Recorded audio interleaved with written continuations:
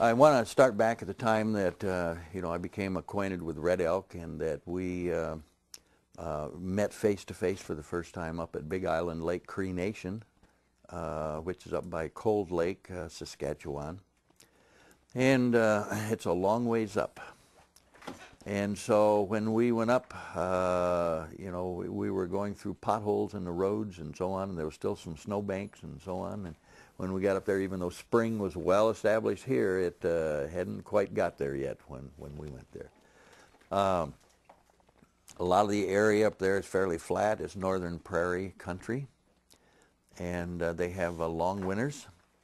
It's somewhat dry up there.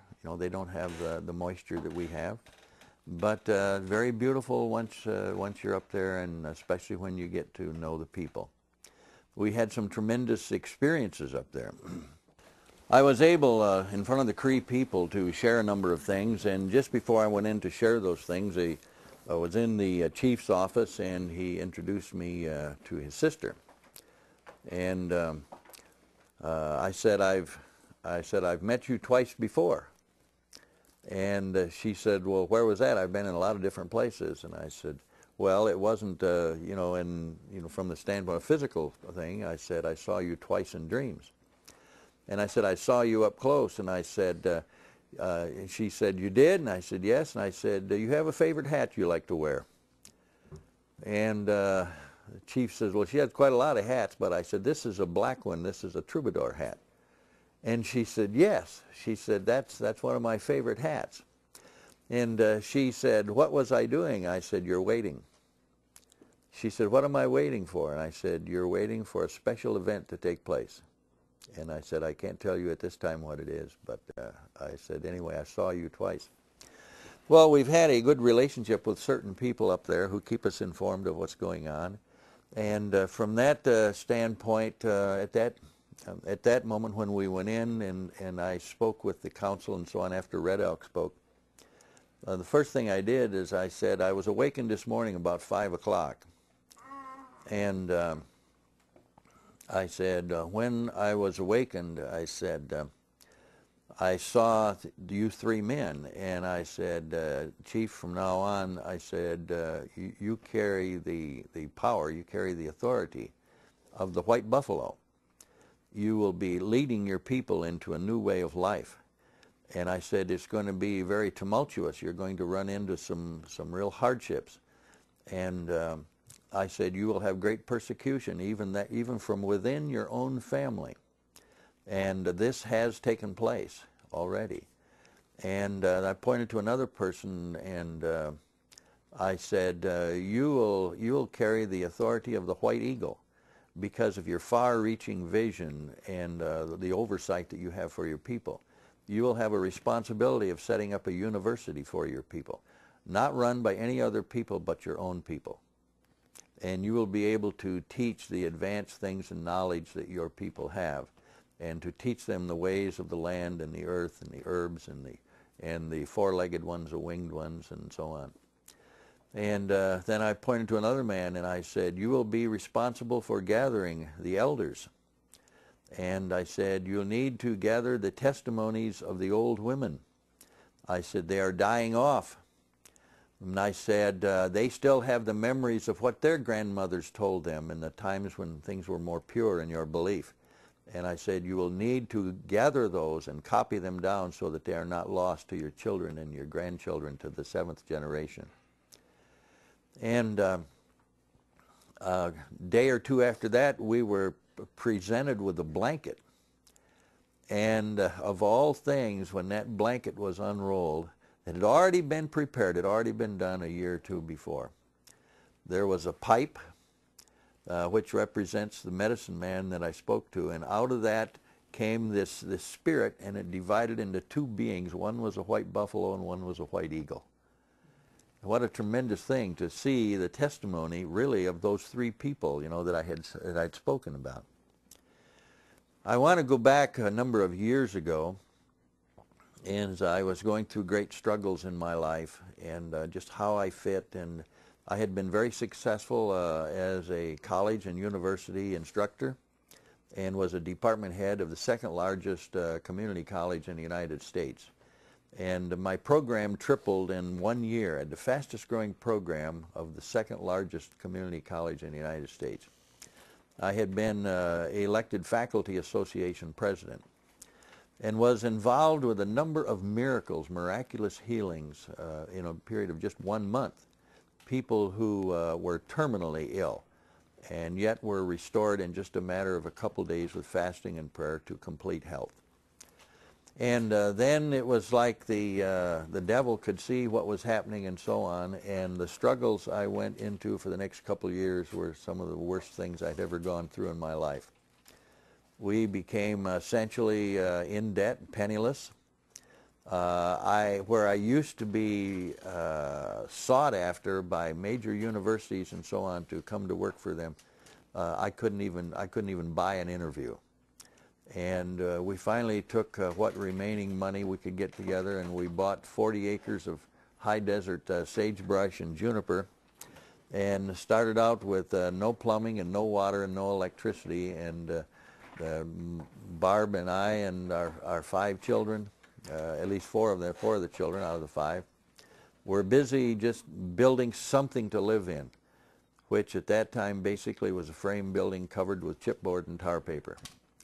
And but out of that, I got to the place where the church that I believed, my church, I guess, actually stood between me and God, because I looked at the Christian church I belonged to and believed that this is where my salvation was.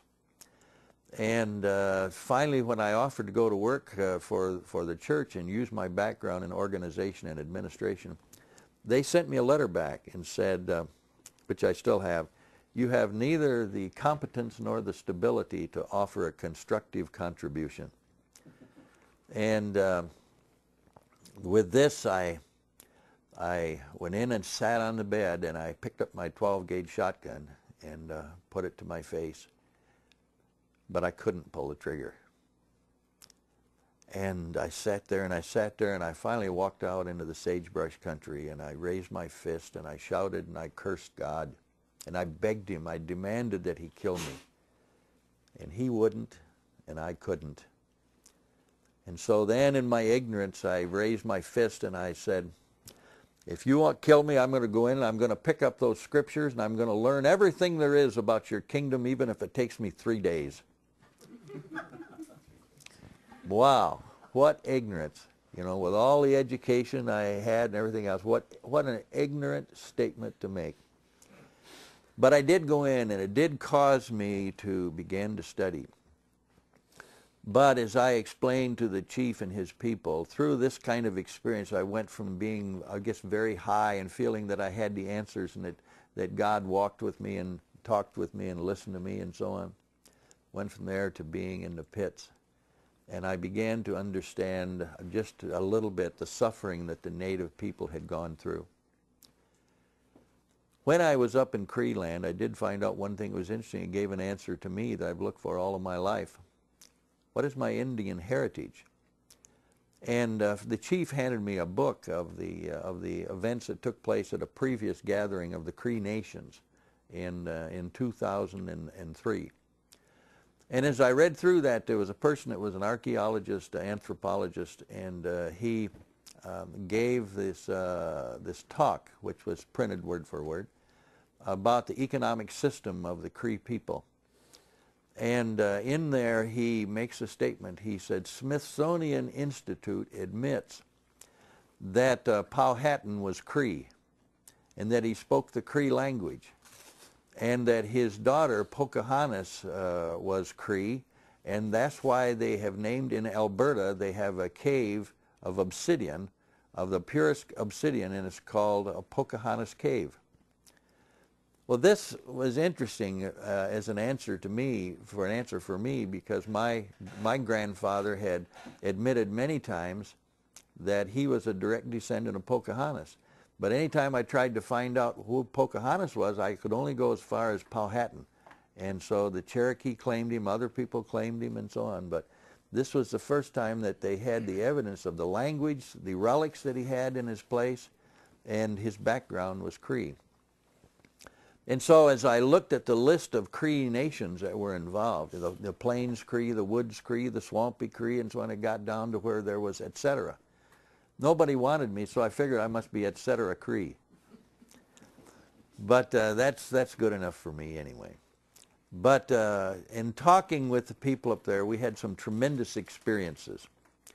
And so I talked to them about the heritage that came through Isaac and Jacob. And so in talking about the eternal Christ that came from different parts of different parts of the world, as is said in Zechariah, that talks about the birth of Christ and the sign of the coming of Christ, it says that there would be a day and a night and a day. And the night would be as it was day. It would be perfect light. And he also talks about the light would be on two sides of the earth. And so this was amazing. If you figure that one light is at Jerusalem, the other side of the earth is where we are. And it testifies of this in the Old Testament. And the sign that was given, it says that a day and a night and a day, but the night would be as day. And that day, you know, where the day and the night, and the day, that day was the day of his birth. So as we take a look at when Christ was born in Jerusalem, he was born at night. But the sign that Zechariah gave said he was going to be born in the daytime. And so that is in early American history. What a tremendous thing to realize that they had the witness of Christ just as much here as was over there. And so, you know, if you read through the book that is called He Walked the Americas, it's the stories of the great healer, the pale-faced one, the Lord of Wind and Water, the one who talked with the animals and gave the people their herbs and their foods and told them to treat each other as equals and so on. These testimonies in this book are of the various tribes, many tribes of people on this continent here. And yet, of course, the Christians tried to push this down. And so in my earlier years in study back in the 1960s, I wrote a paper about the ancient people. And when I finished, or before I started to write it, the department head called me in and he said, "I don't want you to write this paper." And I said, "Why?" And he said, "Because anyone who investigates the religion," he taught anthropology and so on. He said, "anyone who investigates the religion always ends up being an atheist." And I said, "Well, that's kind of interesting." But I said, "You know, I wasn't born into a religion." I said, "I was converted." But I said, "You know, I want to know if my belief is true. If it's not true, I'm going to go back to hunting and fishing because that's what I really enjoyed in life, you know." He says, "Well, if you insist, I can hardly wait to read it." So when I finished writing the paper and turned it in, he called me into his office. And he said, "Why didn't you say this native group of people was such and such as is known, you know, either scripturally or by the scientists?" I said, "I couldn't say that." And he said, "Yes, you could." And I said, "Doc, I wasn't there." He says, "Man, do you realize," he said, "you've written down about a dozen proofs that are similar." And he said, "You know, one thing is just a statement." But he said, two things, he said, is a coincidence. 3 things is evidence, and 4 things will stand up as fact in a court of law. He said, "You've got a dozen things here." And he said, "If you would have said it, I would have had to believe it." I thought that was pretty interesting. He was a Presbyterian minister. Well, anyway, when I had gone through a number of these struggles and so on, like I mentioned later after I'd gotten out of the college and university and went to work for the University of Oregon and then to Des Moines Area Community College and so on.